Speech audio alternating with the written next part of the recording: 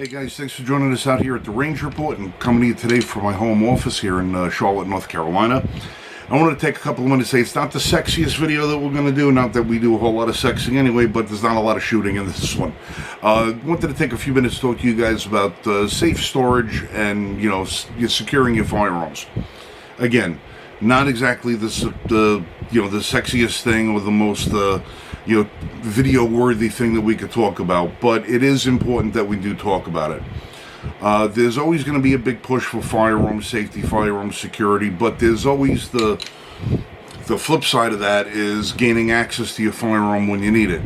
None of us likes the idea of locking all our stuff away, and then God forbid we have a home break-in, then we got to go run to a safe, remember a key, remember a code, do this, that, this fails, that fails, and before you know it, we're at a disadvantage already, and a lot of times securing for our firearms puts us at an even greater disadvantage. So how do we remedy that? How do we have a device that renders our firearms secure and prevents unintended people from using your firearm, but also gives you immediate access to your firearm? Well, we came across a company that had a really out-of-the-box thought about how to do that. And again, it's not sexy, it's not attractive, this is not your carry gun, this is for your home defense gun, the gun that you may have at work to defend your workplace, a gun that you may have in church. If you're a teacher who's been allowed to carry a firearm or have access to a firearm at school, but you're worried about the kids being able to gain access to it, this is who this is for, okay? And that's a lot of people. That is this. It's called the BOS Lock. All right, that's the name of the company, BOS Lock, L-O-C-K. What this is a biometrically activated mechanism that locks your gun completely out of battery. Out of battery, out of service. With the gun, with the slide racked all the way back, this gun is inoperable. You can't do nothing with it. Can't fire it, can't do nothing with it. The only thing you can do is take the magazine in or out. Now, we have this one, no magazine in it right now because we're indoors, we're not at a secure range, and I want to make sure you guys know we're operating safely. So, what this device does is it has this little arm right here that you can see. This arm, this device locks onto your pick rail. This arm comes back and locks in front of your slide so that your slide can't travel forward and put the gun into battery. And this mechanism can only be removed from the firearm with a specially designed coded key that's individual to each one of these locks. You can't buy this in a hardware store, you can't make one of these, you can't do anything with it. It's a hardened steel bit, the screw is hardened, you're not going to be able to drill that out. And we have done everything. The company sent me an extra one of these arms to test. I tried getting through this thing with a hacksaw, bolt cutters. I put diamond disc wheels on my Dremel. I couldn't cut through it. Just about anything I threw at this thing to try and... I wanted to give myself a 30-second time limit. Can I get through this in 30 seconds?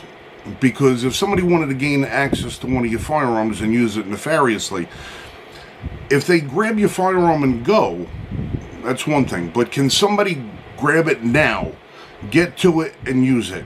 Well, the answer is no, they can't. Not with this device. So when it comes to the way this thing is designed, it's relatively impenetrable. I mean, yes, given enough time, you can get into Fort Knox if you want to. You can defeat this if given enough time. But that's not what this is about. This is about your immediate access. This is about if you want to be able to have your firearm in the house, and if somebody stops by, maybe a salesman, maybe a repair guy, maybe this, that, whatever else, on your firearm, they happen to see your firearm, well, they can't do nothing with it.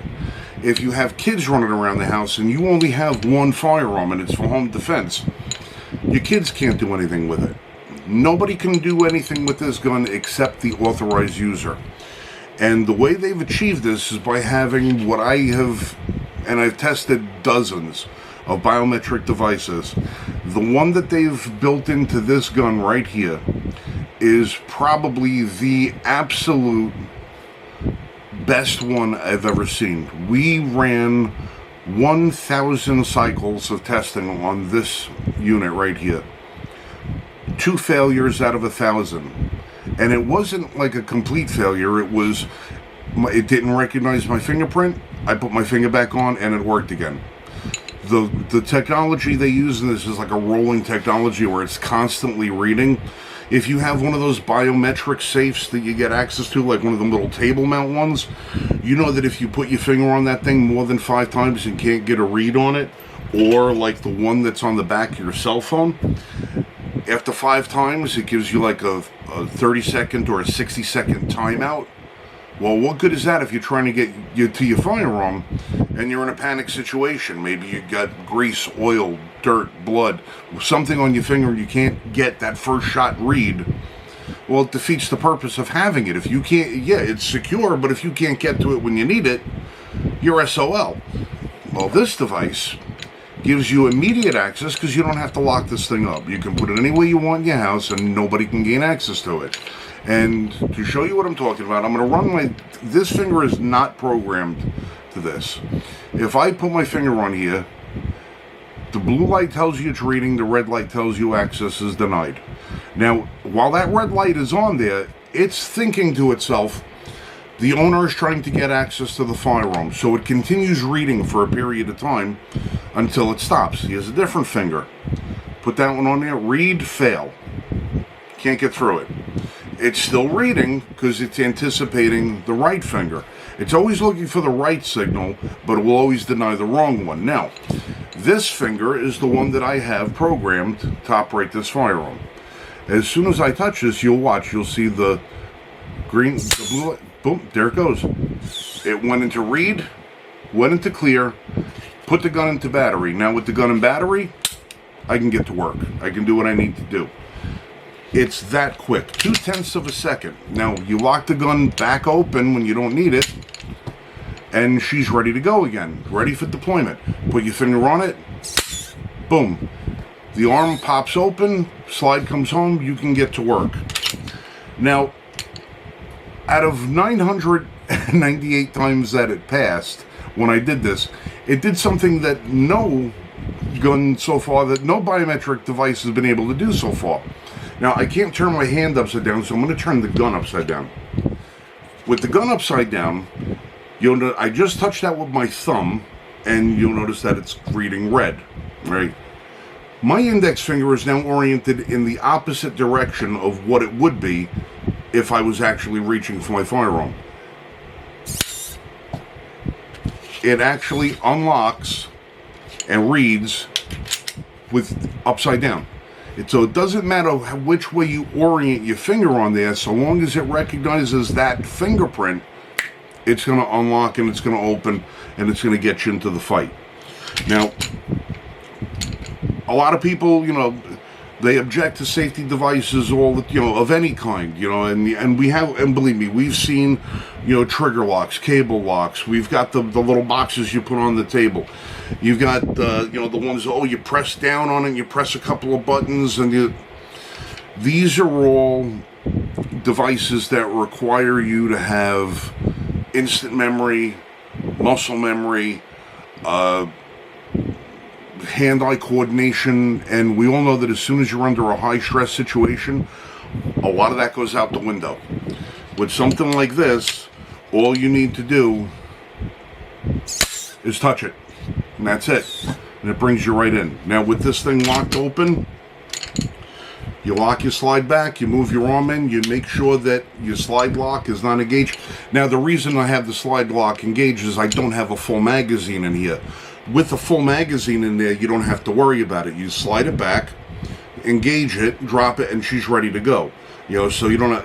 This one just happens to be empty, so I have to make sure the slide is engaged just for demonstration purposes. But if this is sitting there loaded and ready, doesn't matter. Now this thing's got like I forget if it's like 120 days on the battery or something like that, and then you have a USB-C cable slot right there that enables you to recharge it. It also has a pick rail on the bottom of it, so if by chance you decide to have this as your home firearm and you want to throw a light on the bottom of it, yeah, I know, it's getting a little ridiculous, but at least you have the option. You cannot reprogram this thing unless it's off the gun, and again, you can't take it off the gun unless you have the special bit. And if you lose this bit, you have to call the company. You can't just call them up and say, there's a certain information that comes with one of these things that is proprietary to each one that you've got to give the company so they can send you out a new one of these. And at least you get the thing removed. Now, people say, well, what about happens if it should happen to start going dead? How reliable is it? When the battery starts cycling out on this thing, it starts to give you warnings. It lets you know that you have to recharge it. If the battery is so low that it detects that it will not be able to have the engine open itself up and let it get into action, it won't allow itself to be locked. So if you put this thing on your firearm, you open it up and it says, all right, well, I only have 2% battery charge. That's not enough. It will not engage. So it's basically telling you it's not safe to operate me at a low battery level. So get your wire out and charge it up. Now, this device, the MSRP on one of these things is about $300. And don't worry, we're gonna do it. It'll be coming down. You can pick them up a little bit more affordably than that. There's a money-back guarantee on it if you don't like the device, if you feel it's not for you, so long as you're sending it back in working condition and you haven't done anything to damage it, you can get your money back on one of them. The company is really trying to stand behind the product because they really do feel that it's extremely important that people be able to have a firearm that they can prevent accidents, suicides, whatever. I don't even know if I'm allowed to say that word. Any negligent discharge or unintended discharges, they don't want to have things. They don't want to have bad things happen. But they also don't want to put you in a position where if something's not for you, it's not for you. So they're doing everything they can to really help with the customer end of it. Now, this one is designed for a Glock 19. I don't have a Glock 19 here. It just happens to fit this Ross Martin that we picked up, but that's another story. It just happens to fit this one as well, so I was able to demonstrate this for you. But they've got a plethora of different firearms that they accommodate. Glocks, Canics, Rugers, CZs, just about anything with a rail on it, they have one of these for it. So if your gun has a rail and you want to have it protected, take a look at BOS Lock. We're going to have the guys from the company on our podcast soon to have them talk about it. And we're going to see, if you go to l1f.us in the next couple of weeks, we're revamping our website again. We're going to have a link to the company directly on there and hopefully a coupon code. Maybe save you guys a few bucks on it, but we're still trying to work that out. I would not put this on the website if I didn't have confidence enough in how it operates and be confident enough in the people that manufacture it to know that it was a good product and that there's good people behind it. We've had plenty of opportunities to have sponsorships on this channel where people say, hey, we'll pay you to endorse this product. That's not how we roll here.